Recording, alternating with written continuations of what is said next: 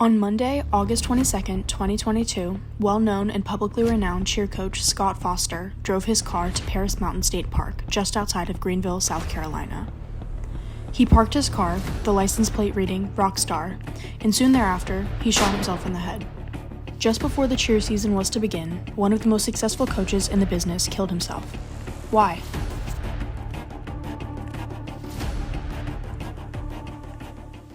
Foster was widely recognized as a nationally renowned cheerleading coach at the time of his death. Rockstar Cheer, the company he managed, contained 14 all-star cheerleading teams with medals at competitions such as Summit, Worlds, and NCAA. Although there were multiple locations associated with Rockstar Cheer, the most populous, the one that Scott Foster managed, was located in Greer, South Carolina, and was called Rockstar Cheer Greenville. Foster grew up in Kentucky and went to the University of Louisville. He started his coaching career in 1996, moved to Greenville in 1999, and founded Rockstar Cheer and Dance in 2007 with his wife, Kathy. He was initially going to pursue a job in law enforcement, but ended up going with All-Star Cheer instead. Foster built up quite the cheer resume, being the founder of USASF, a cheer competition that was sold to Varsity in 2006, and also working at Gym Time, Kentucky before Rockstar came to be. Rockstar Cheer was a national enterprise, with gyms that existed in South Carolina, Pennsylvania, Georgia, Arizona, Ohio, North Carolina, and Rhode Island. There was no denying Rockstar's success. Rockstar Cheer earned 7 Worlds medals at the Cheerleading Worlds, 4 silver, 3 bronze, and 2 gold, and had over 20 top 3 medals at Summit. Foster's greatest achievement with Rockstar would be the famous Rockstar Cheer Beatles, his one and only team that brought home the gold at the Cheerleading Worlds in the Senior Open Small Co-Ed Level 5 division in 2019 and the Senior Open Small Co-Ed Level 6 in 2021. The Beatles were 2019 and 2020 Triple Crown champions, 2013 and 2017 silver medalists, and 2011 and 2016 bronze medalists. There is zero doubt that Rockstar Cheer was one of the most successful cheer gyms in the nation, so it was surprising to many when they had heard that the founder had committed suicide. FITSNews broke the story of Foster's suicide, stating that Foster had died and there was an ongoing investigation, encouraging anyone with information to come forward. And people came forward. The gym in Greer is now closed indefinitely. This comes 2 weeks after founder Scott Foster took his own life and 1 week after attorneys filed a bombshell federal lawsuit alleging sex abuse. On Tuesday, August 23, 2022, the day after Foster's suicide, FITSNews received its first tip alleging that Foster had been engaged in sexual misconduct with underage athletes at Rockstar Cheer. Soon thereafter, it was reported by victims, family members of victims, and attorneys of victims that Scott Foster was under investigation for the allegations of sexual misconduct with underage girls. It wasn't only Foster under investigation, however, as several other coaches were named to be involved in the sexual misconduct with minors as well. Scott Foster was the main focus of a multi-jurisdictional investigation into the allegations mentioned. I mean, we have video of Scott Foster on Snapchat with beer bombs, drinking with his underage cheerleaders. To this day, people still speak out about the behavior of Scott Foster and Rockstar Cheer as a whole. So I cheered at Rockstar for 7 seasons. You knew, but you didn't know, about the psychotic stuff that was going on in that gym. To tell you that Rockstar Cheer, the entire franchise of Rockstar Cheer, the gym that I cheered for, is completely dissipated, and I loved it. And then literally I will never forgive that man for making me hate the sport. It eventually came out that it wasn't only girls making statements about what had happened at Rockstar, but multiple other sources had confirmed that this was an issue bigger than Rockstar. One of Rockstar's controversies included a disturbing photo of 2 cheerleaders representing Rockstar Cheer as reported in a New York Times article. This led to concerns within Varsity Spirit about Scott Foster's gym franchise long before his suicide. It featured a young girl kneeling in front of a teenage boy, simulating oral sex, with a sign reading, "Cheer, we're so major," referencing a varsity competition. The Majors, a prestigious invite-only competition that only allows the best of the best in the industry to participate. The incident, allegedly, did not go unnoticed by Varsity, but action was not taken. Marlene Coda, a then vice president at Varsity, suggested that the company should contact law enforcement regarding Foster. Although this occurred, her colleagues were silent and unwilling to respond. One potential reason for their silence is speculation that Foster's gyms were significant earners for Varsity. Foster had even faced a temporary suspension by USASF after videos of him drinking with underage cheerleaders surfaced. But even so, Rockstar cheer teams continued to compete and dominate Varsity's competitions. A lawsuit was filed shortly following Foster's suicide. It alleged that Foster had recruited teen boys and girls, providing drugs and alcohol to them and then abusing them. What shocked many was the fact that it wasn't just Foster and Rockstar Cheer named in the lawsuit, but also Varsity Spirit and USASF allegedly knew about the abuse and did not take action. Varsity Spirit and USASF are the governing bodies of cheerleading, managing and running competitions and the general basis of cheerleading itself. USASF is supposed to oversee the cheerleading industry and ensure safety. Varsity Allstar is the dominant corporate industry of cheerleading as a whole. The expanded lawsuit was over 70 pages long, detailing the alleged abuse extensively.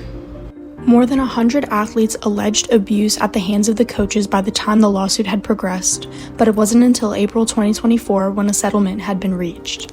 The 2024 settlement of an undisclosed amount marked a turning point in the cheer industry. While it provided some closure for the victims, it also exposed systemic issues within the sport. The suicide of Scott Foster shook the cheerleading world, leaving many to question not just the events leading up to his death, but also the dark secrets hidden behind Rockstar Cheer's success. As the investigation unfolded, shocking revelations about the systemic abuse of young athletes within the cheerleading industry came to light. The allegations against Foster were just the tip of the iceberg, exposing a network of coaches and organizations who had allowed such behavior to go unchecked for years. The lawsuit filed after Foster's death painted a harrowing picture of how the industry's governing bodies, Varsity Spirit and USASF, turned a blind eye to the ongoing abuse. The fact that Varsity, a company that plays a central role in the cheerleading world, was implicated in the scandal was a wake-up call for many within the sport. They had allegedly known about the abuse, and despite evidence and warnings, they had failed to take meaningful action. This does not protect athletes, but fosters an environment where abuse allegations are ignored and victims are forced into the shadows. It's important to recognize that this story broke just after Jerry Harris, a cheerleader featured on Netflix's Cheer series, was arrested for child sexual abuse images and soliciting sex from minors. Harris's arrest marked a significant moment as the first high-profile case of cheer-related sex crimes involving minors. Jerry's happy and encouraging attitude made him many people's favorite TV personality at the time when Cheer was released on Netflix. When Jerry was arrested, it was a wake-up call to both cheerleaders and non-cheerleaders about what can happen within the industry. The allegations of Scott Foster paired with his suicide underscored a harsh reality because it made people realize that Jerry Harris's case was not a unique situation, but one that is all too common. Jerry Harris is the high-energy personality on the wildly popular Cheerleading docuseries. Now, the U.S. attorney in Chicago is accusing him of soliciting pornographic images and videos from 14-year-old twins. Cheerleaders who were trained over the years by the nationally renowned coach Scott Foster at his facility Rockstar Cheer near Greenville, South Carolina, began to come forward, accusing Foster of sexually assaulting them. Then last week, Foster died by suicide, according to authorities, just as he was learning about criminal and civil investigations targeting him and his business. What started as a tragedy surrounding the loss of a well-known coach, whose death seemed inexplicable, became a watershed moment for the cheerleading world. It forced many to confront uncomfortable truths about the ways in which the cheer industry had failed its athletes, particularly the most vulnerable ones. The case ultimately highlighted the urgent need for reform, accountability, and an overhaul on how the sport is governed to prevent future harm. The cheerleading community would have to rebuild from the ground up, prioritizing safety and the well-being of athletes above all else. The scandal has left an indelible mark on the sport, but it also sparked a conversation that many have been avoiding for far too long. Now, the challenge is whether the industry can learn from its past mistakes and create a safer environment for future generations of cheerleaders. The tragic events following Rockstar Cheer's closure shined a light on Varsity Spirit and USASF's lack of oversight, accountability, and commitment to athlete safety. Through allegedly ignoring allegations presented to them about Rockstar Cheer, Varsity successfully proved themselves to be a company rooted in capitalist greed and money-hungry ideals. This case exposed how the sports culture, one that prioritized victory and sponsorship deals over the well-being of athletes, allowed toxic environments to thrive unchecked. Varsity Spirit, which owns and operates major competitions like the majors, had turned a blind eye to troubling incidents involving coaches and gym owners, especially when those involved were top earners within the cheerleading community. USASF, the governing body meant to oversee safety and fair play in the cheerleading industry, was similarly criticized for its failure to enforce safety protocols, prevent abuse, and address widespread misconduct. The organization had rules in place but lacked the resources and commitment to implement them fully and enforce meaningful penalties for violations. This failure created an environment where abusers were able to operate with impunity and where victims felt silenced and unsupported. When you look up Rockstar Cheer on YouTube, you'll more than likely be met with competition videos, interviews, and more information about the gym's competitive status, rather than the tragedies that occurred at the hands of those who were supposed to protect the children they were training. It is only when you scroll where you will discover the tragedy that soon unfolded. The tragic events surrounding Rockstar Cheer and the resulting legal battles have shaken the cheerleading world to its core. As the sport attempts to rebuild and regain trust, there is a growing recognition that real change must happen at the governance level. The hope is that, through this painful and difficult reckoning, the sport can emerge with stronger safeguards, greater accountability, and a commitment to protecting athletes, especially young and vulnerable ones, above all else.